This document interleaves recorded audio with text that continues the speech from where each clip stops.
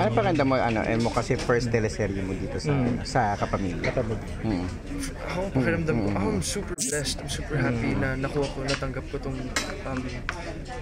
project. It's under Dreamscape. I'm so thankful because una, it's gonna be my first time na about music naman yung role ko, so it's really close to me, close to who I am in real life. So to be able to portray Kevin is When did it dawn on you guys that you had chemistry? What was the moment that you discovered, oh, we have chemistry together?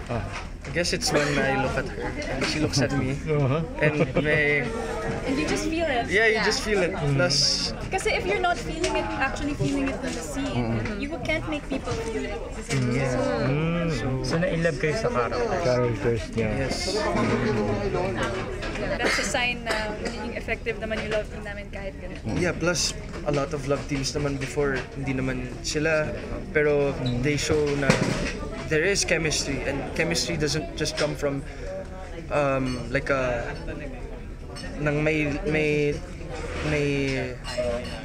like love interest, pero basta mahanap mo meron, at least masaya ako na meron kaming common interests ni Janela, and dun talaga nang gagaling yung chemistry.